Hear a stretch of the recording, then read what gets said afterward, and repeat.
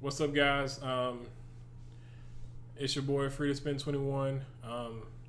It's my first video, so I would love to hear your criticisms or things that I need to work on. But the first topic that I wanted to talk about today is iOS. Um, iOS is something that has been dear to my heart. I don't know if it's gonna stay that way because I have a lot of gripes with it. Um, but I guess a little background. I had every iPhone since the iPhone 3G, um, except for the iPhone 5C and like the iPhone SE. But everything else, I had every version of the iPhones. Um, I have an iPad. I have an Apple Watch. I have a MacBook Pro. I have an Apple TV. I have some of the smart home stuff. So I feel like I'm kind of entrenched in the Apple ecosystem. I don't think there's a problem with that, but the problem I'm having is the software quality as far as the past 5 years. I've been having a lot of issues out of iOS, and it's been painful because um, I like the way that everything interconnects. Like, if I want to get a text message, I can get it on my watch, I can get it on my phone, I can get it on my iPad, I can get it on multiple phones if I have multiple phones. I don't usually do that, but I saw it happen. Um, no other system in the world works that good with multiple devices, and I use a lot. I mean, if you have others that you can think of that work as good, please let me know in the comment section. But I don't know any. So that ecosystem, like having a system where, like Apple Music, like I love Apple Music. I mean, I kind of love it. It's a love and hate relationship with Apple Music. They have the family thing. It's fine and dandy, but I kind of don't want to listen to music always on my iOS devices, and that gets kind of annoying. So I might switch to Spotify. And to harper on that, um, that might be one of my issues that I'm having. The closed ecosystem is it's fine and dandy when you have all 100% Apple products, but it's very rare that many people have 100% Apple products. And even the people that do have 100% Apple products, they have issues. Like I said, I had every single iPhone. This year, I've had the iPhone 7 Plus, had the iPhone 8 Plus, and I have the iPhone 10 now. The iOS experience on iPhone or iOS 10 has been very, very buggy for me. iOS 11 has been very buggy for me, especially iOS 11. I thought that a new phone would fix it. It didn't, and it never does. I got the iPhone 8, was kind of loving it until I saw that they kind of skimped on a few things from the iPhone 8 compared to the iPhone 10, like the True Tone display. The sensors on there aren't as good as the iPhone 10. I knew about the obvious stuff, like the screen was better and all that kind of stuff, but I didn't want to go through the whole process of having all the developers update their apps, which that's kind of what I'm dealing with now with the iPhone 10. I went in the store and looked at an iPhone 10, fell in love with it. Then I regretted it after like 3 weeks because I had to pay a lot of money to get the new one. But me as the person that I am, I know that a good quality hardware costs money, and sometimes you regret when you don't spend top dollar for good hardware. And you can say that about a lot of stuff.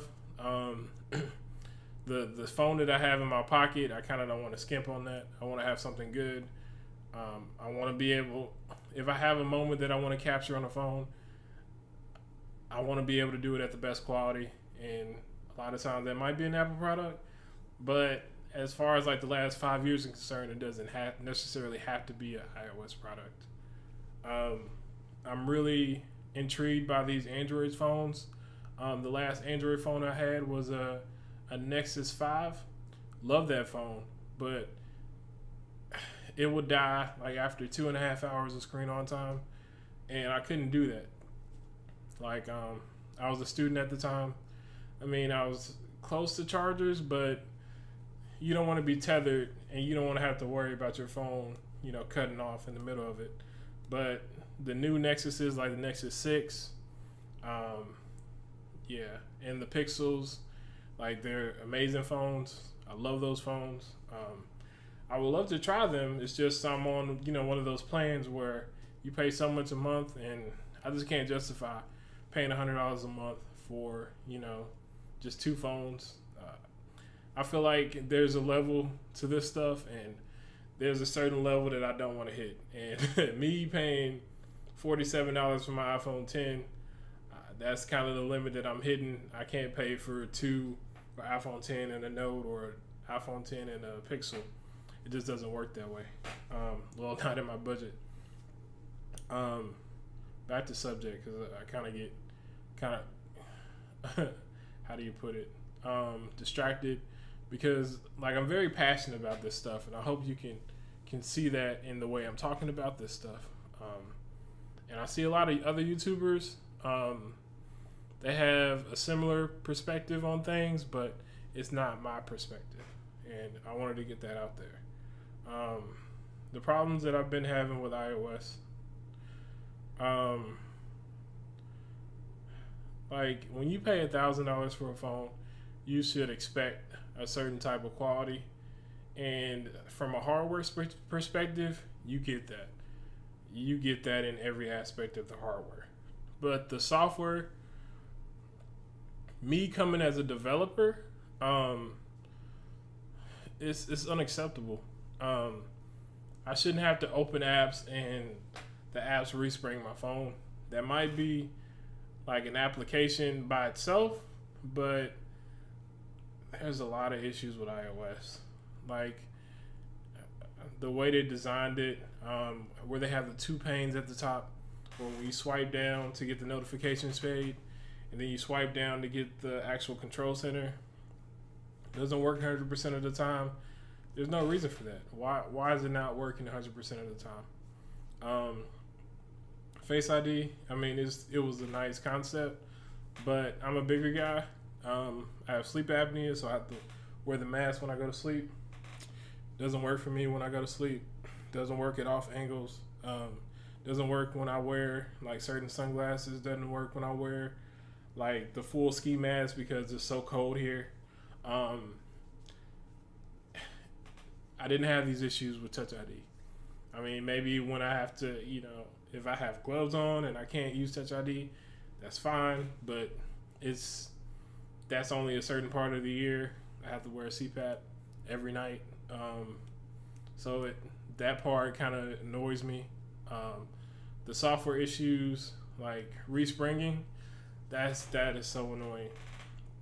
When you're trying to get something done and you have to get something done in a quick manner, respringing is unacceptable.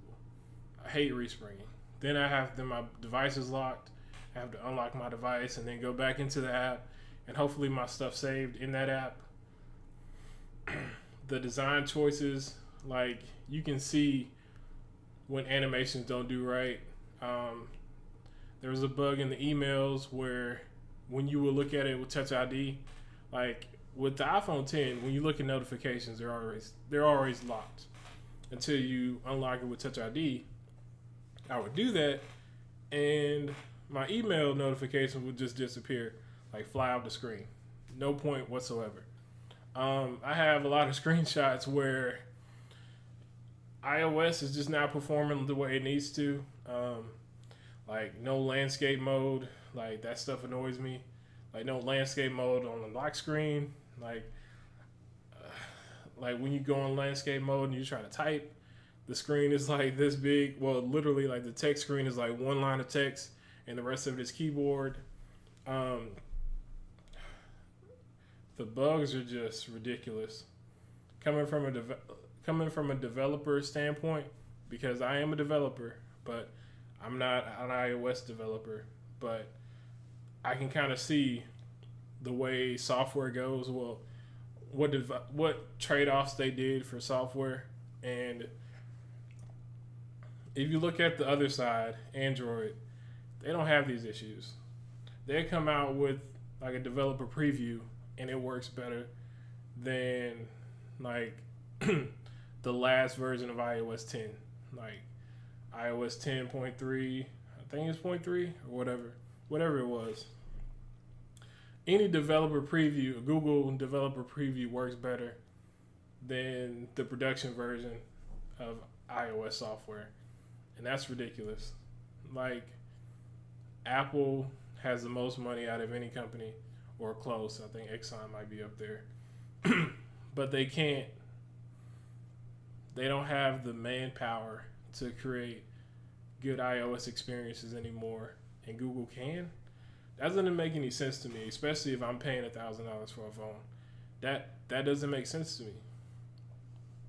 The Pixels, I love those phones. Stock Google experience is an amazing experience. A really amazing experience. I love it. But it's just things that keep me in iOS, but it's not keeping me there anymore because I'm kind of tired of it. Like, as a tech person, I love the freedom. I love the notifications on Android. I love that the third-party keyboards actually work. Like, what they did with the third-party keyboards on Apple, it's nasty. Like, it's disgusting. Like, I love SwiftKey. That was my favorite keyboard on Android. Unusable on iOS because of the iOS glitches.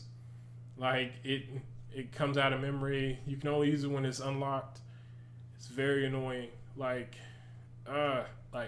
stuff like that kills me. And I don't see people on YouTube talking about this stuff. I follow a guy named Chris Pirillo. He talks about the iOS jank and all that kind of stuff.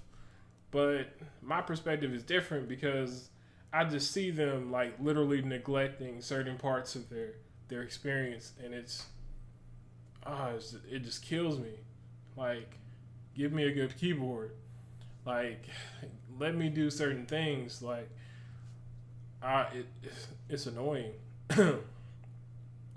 Like, I pay for Apple Music. Let me use Apple Music on like a different platform. Like, I play Xbox, I play PlayStation. I would love to use Apple Music on there, but I can't. I can use Spotify, but I can't use Apple Music. Like, my family, they're all on iOS devices. I mean, it's nice being able to iMessage with everybody, but at the same time, it's horrible because like, I'm kind of like the gatekeeper of everything, like, in the family. Like, iCloud, like, the people who need iCloud backup, I pay for that. The people that need Apple Music, I pay for that.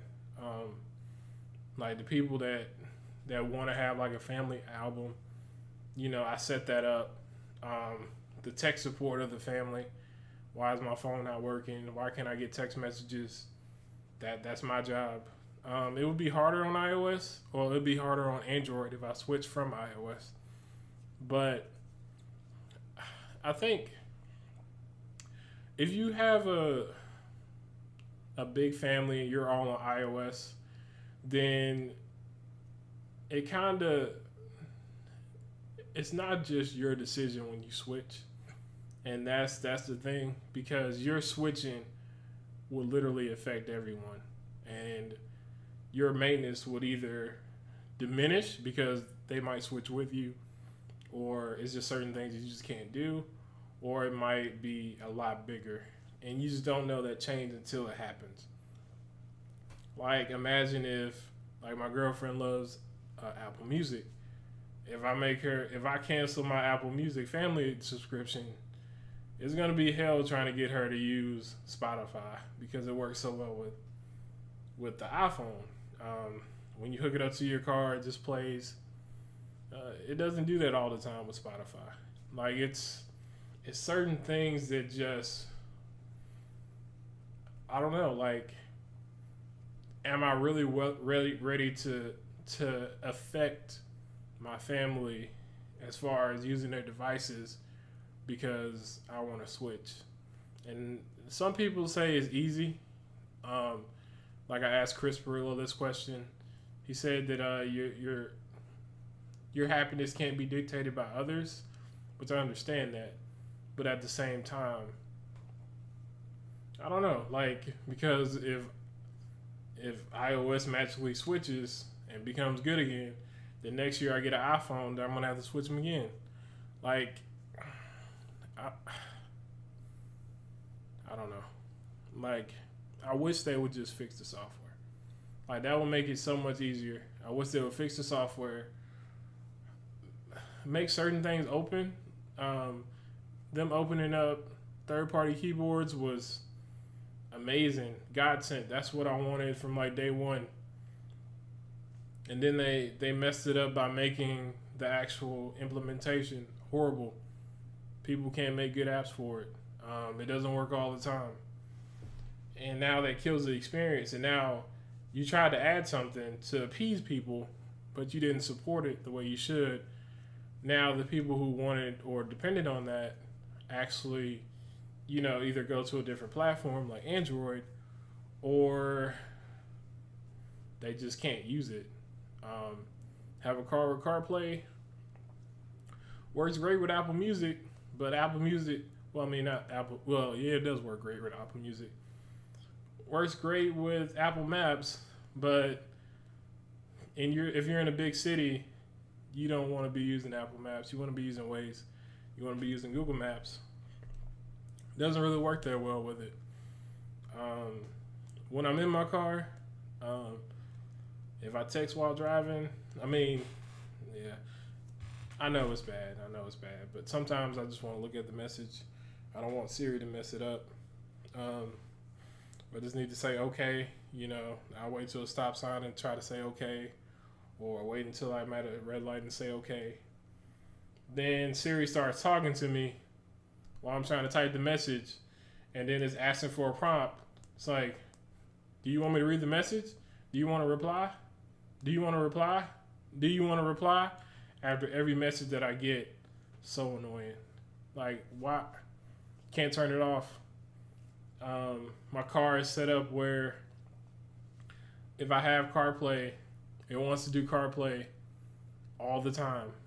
I can't just turn it off, because even if I turn it off and I hook my phone up to charge, because that's what I do, it still says, okay, well, I can't connect to Bluetooth because you connected to your car. So we have to set up CarPlay or you can't do anything. Like, stuff like that annoys the crap out of me. And I know I wouldn't have any of these issues with an Android phone. And that kills me. And it's not just an easy decision. Like, I'll be wasting my Apple Watch that I got. My iPad won't work as nicely. My MacBook won't work as well. Apple TV, that might be the only one that might be fine. But that's what happens these days. Like, your social circle kind of dictates what you can use and what you can't use. And I kind of hate that. You can be that guy that's the green bubble, but I know for a fact that people kind of shun them a little bit or look down on them because they don't understand how good Android is, and B, it's just some of them have been brainwashed to think either you're Apple or you're like a peasant and stuff, and that's the farthest from the truth. There might be a big exodus if Apple keeps going this way. They have the social aspect of it, but I don't really know. I really don't know. I don't know what my next phone is going to be, but like each year, I'm just more disappointed with Apple. Even the X, I wasn't, the first time I was just like, yeah, I don't think I want that day one. I got it. I didn't get it day one, but I got it. And even then, now that I have it, it's just okay. It's still, it's new hardware, but the same iOS. Now they say that iOS 12 is going to be a big change, but they keep saying everything's going to be a big change without actually fixing stuff. It'd be nice if it was a redesign and like a rewrite. I mean, I know some of the stuff they don't have to rewrite completely, but they need a lot of work with it. And I doubt the machine that Apple is now and everything that it works with and works with well, I doubt that they're going to redo iOS. And a redesign, I don't think is really the problem. It's hard to build on the same system for 10, 11 years. It's hard to do that. Android does it well, but Android has a lot of moving pieces. And personally, the way Android does it, I'm very impressed because you can literally switch Android on like almost any platform and it works well.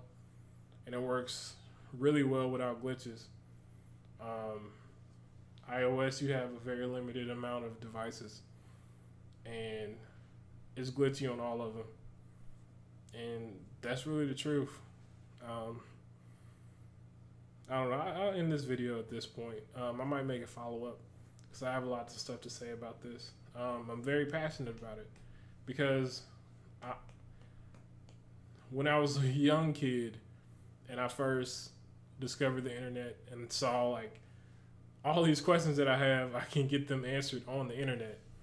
And then when the smartphone boom hit, really and truly when LTE became on the iPhone because 3G was kind of unbearable, that's when it kind of just clicked for me.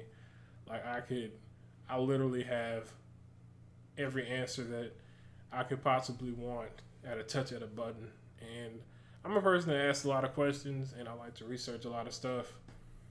My fun times are networking my computer. Like, why can't I get my ping lower? How to build this? Why does this work? I don't watch reality TV shows. Like literally, like I'm happy watching a documentary that I think that's interesting compared to entertaining shows, except for like South Park and anime and stuff. But I don't know. I'm a different person, but I don't meet a lot of people like me. In computer science, I meet a lot more of them than I do in other places, but I see a lot of YouTubers that kind of have my same views, but they're not exactly my views. So I wanted to get my voice out there. So let me know what you guys think.